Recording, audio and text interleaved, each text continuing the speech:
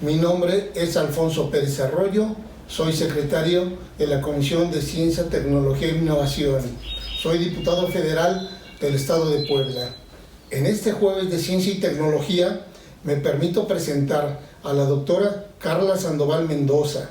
Ella es antropóloga física de la Escuela Nacional de Antropología e Historia de la Ciudad de México, donde desarrolló una tesis sobre cómo realizar estudios genéticos en indígenas de Oaxaca, bajo un marco totalmente ético e incluyente. Continuó su maestría y doctorado en genética de poblaciones en la Universidad de Pompeu Fabra, Barcelona, España.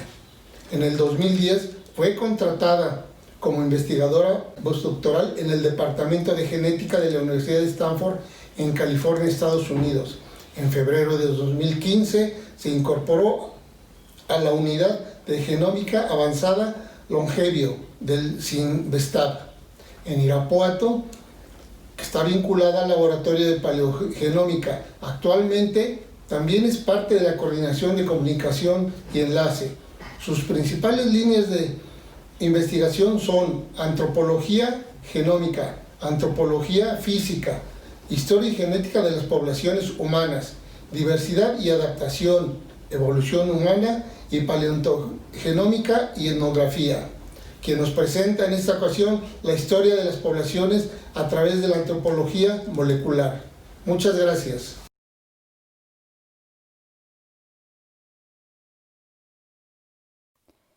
Muy buenas tardes a todas y todos. Soy Carla Sandoval Mendoza, profesora visitante en el Laboratorio de Paleogenómica de la Unidad de Genómica Avanzada del CINVESTAP Irapuato. También formo parte del equipo de la Coordinación de Comunicación y Enlace de la misma institución. Hoy, en este jueves de Ciencia, Tecnología e Innovación, les voy a hablar de cómo los antropólogos moleculares utilizamos la genética y o genómica para reconstruir la historia y evolución de los humanos. Tal vez la mayoría de ustedes piensa que una antropóloga es lo mismo que una arqueóloga y que ambas son las que se dedican a descubrir y estudiar sitios y vestigios arqueológicos tan sorprendentes como los que tenemos en nuestro país, como Teotihuacán, Tulum, el Tajín, por mencionar algunos de estos.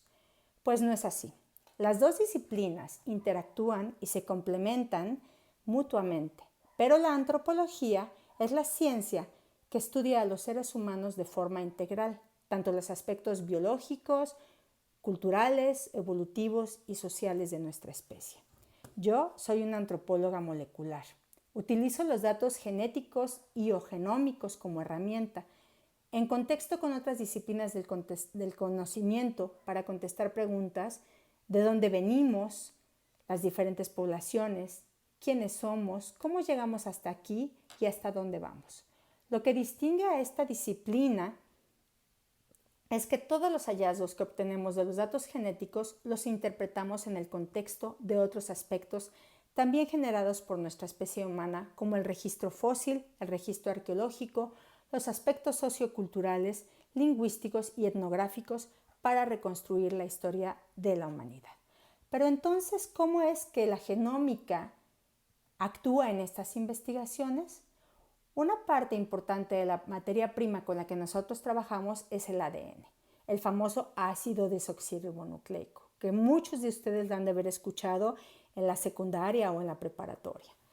Pues esta molécula contiene todas las instrucciones necesarias para formar un organismo. Cuando hablamos de genomas, nos referimos al conjunto completo de todas estas moléculas de ADN que están en las células. Cada una de estas moléculas está formada por pares de bases nitrogenadas, A, C, G, T, para el genoma humano. El genoma humano es relativamente grande. Está compuesto por 3 billones de pares de bases, las cuales se encuentran totalmente enrolladas y compactadas dentro del núcleo de cada célula. Pero, por ejemplo, el genoma del ajolote es 10 veces más grande que el del humano. Tiene 32,000 millones de pares de bases. Imagínense el tamaño de este genoma. Aunque también tenemos mucho ADN, solo una pequeña porción codifica para proteínas. Tenemos una proporción relativamente pequeña de genes que va de 20,000 a 25,000.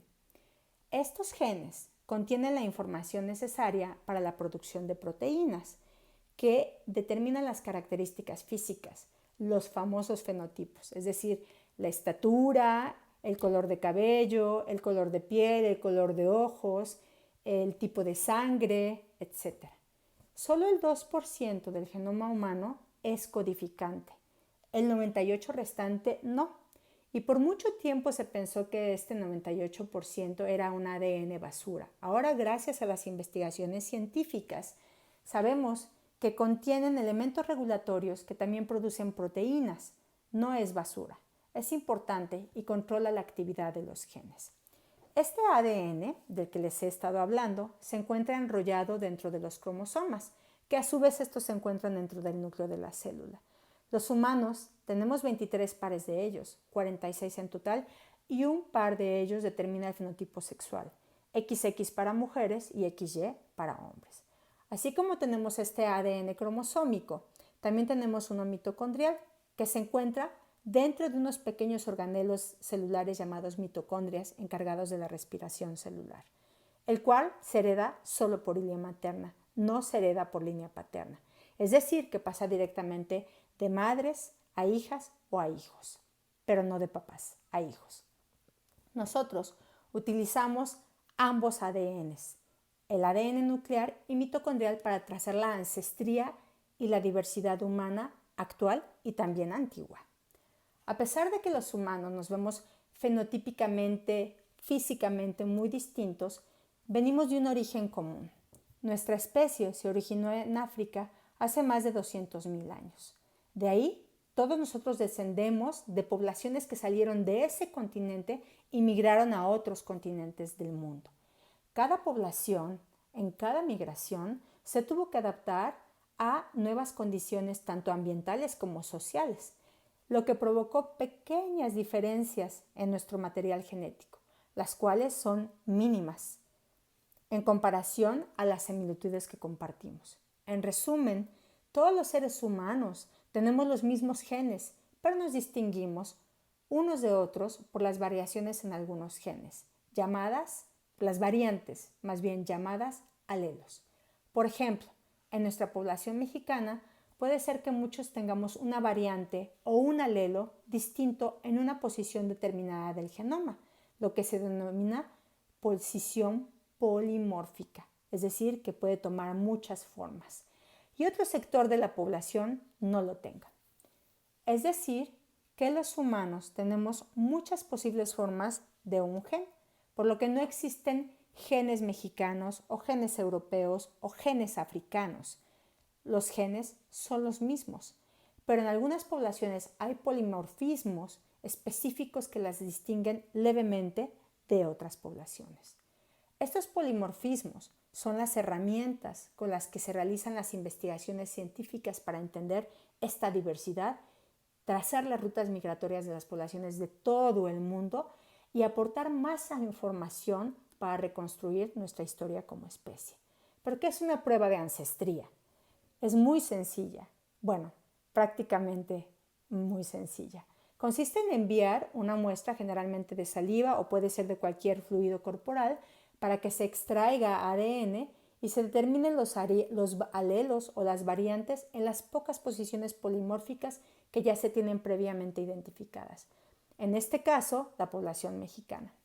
Estas posiciones se comparan con las de otras poblaciones del mundo que ya se han estudiado.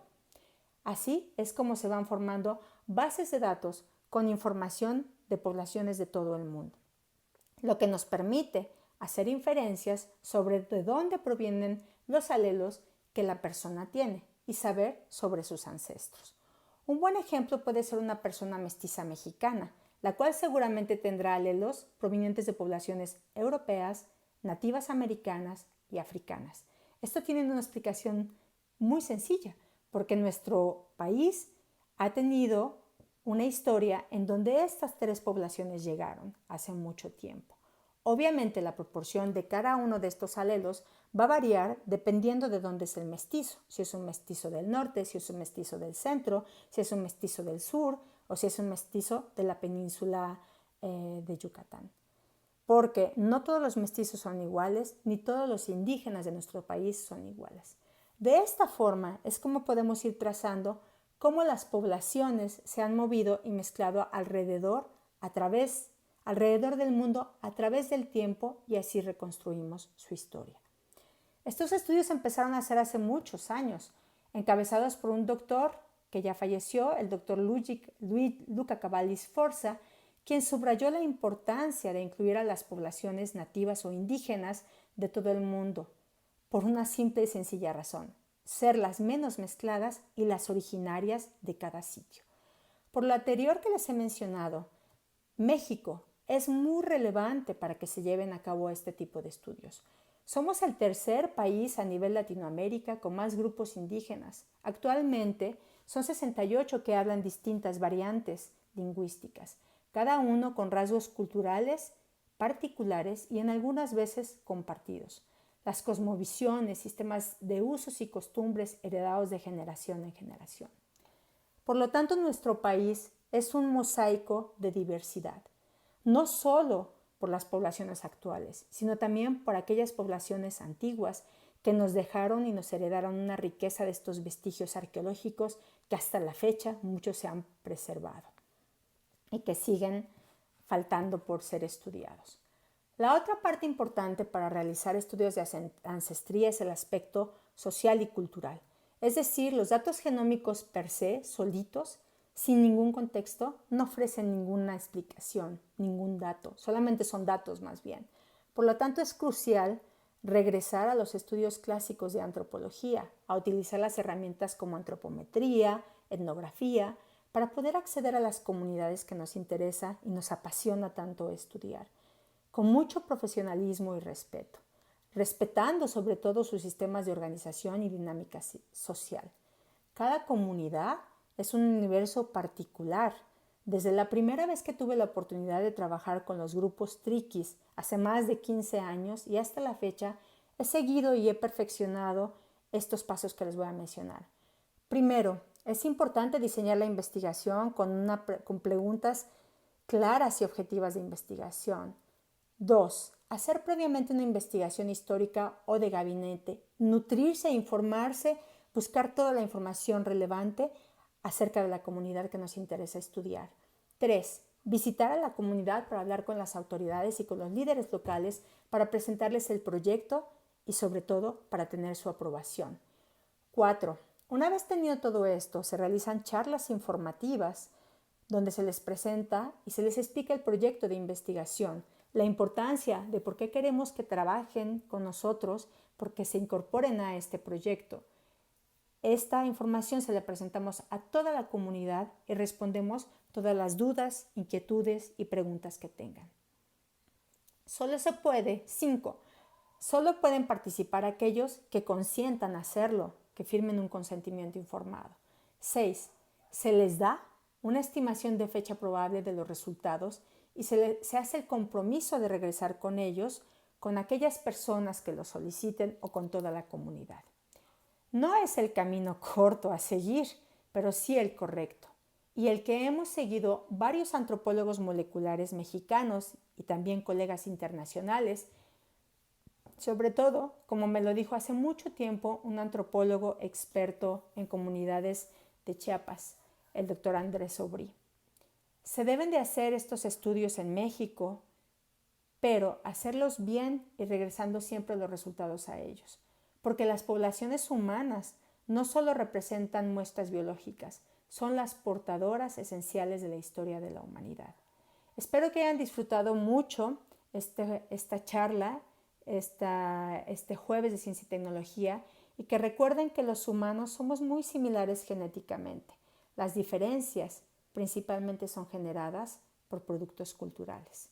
Muchas gracias por su atención y buenas tardes.